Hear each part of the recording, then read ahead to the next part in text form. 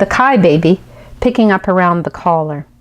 Before I picked that up, I wanted to show you a little tip.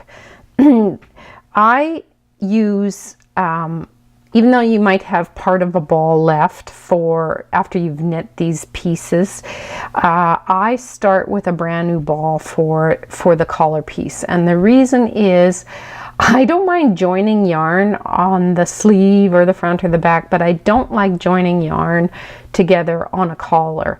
And it actually takes a bit of yarn for the collar. So I suggest starting with a full ball or close to a full ball, just so that you don't have to have a join of yarn in the middle of a collar. In this baby pullover, you have knit a front piece and a back piece, and you've joined them at the shoulder like this, and you end up with a neck opening with a sort of a square bottom and a tapered neck edge and the back. Now what the pattern asks you to do is to pick up stitches around the collar. So it's asking you to start at the right front neck edge and pick up stitches around. So the right, you don't actually pick up the stitches along here.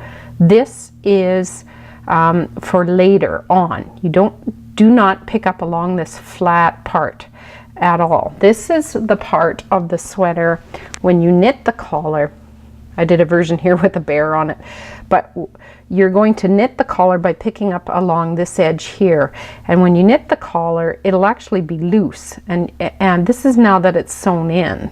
It's tacked down here, and I stitched the collar afterwards to this flat part, but I don't pick up the stitches along this straight bind off, those 14 stitches that you bound off. Instead, you go to the right front neck corner, and you're going to pick up the suggested number of stitches from this corner right here all the way to where the back stitches are. You cast off stitches for your back. I like to keep my back live, but you would have cast off or bound off those certain number of stitches on the back. So the sweater asks you to pick up a certain number of stitches between the right front neck edge to where the back stitches are. So along here you pick up that number, whatever that number was suggested to you. Then you pick up the required number of stitches along the back, and then you pick up the same number that you picked up along this right hand side of the neck edge of the collar. You would pick up the same number of stitches along that part of the neck edge, and again not touching this flat part. And when you pick up your stitches along here, as soon as you hit the back, you place a marker on your needle, pick up along the back, place a marker at that point on the needle, and pick up along here.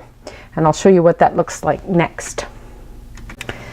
And this is what it looks like after you have picked it up. So that sorry, there's loose threads in here obviously that I'll have to weave in, but I picked up from that point of the neck edge up to the back, placed a marker.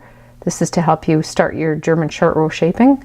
Picked up the stitches along the back, and I picked them up in pattern, and then placed a marker, and then went down the other part of the neck edge, again not picking up that flat section from the front. Now in the next video I'll show you the German short row shaping. I do want to give you a little tip now when you start your 1x1 ribbing.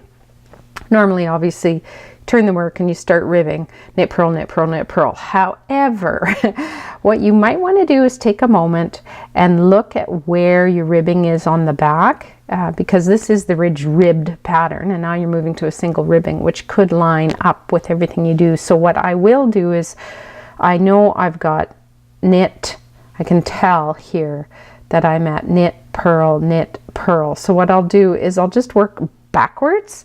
So wherever it ends up, if this ends up being a purl rather than a knit, or if this ends up being a knit, that's what I'm going to do, and it doesn't matter. You just want the ribbing to match along the back side of the collar. So that's a little trick just to make that back side of the collar look nice. Happy knitting!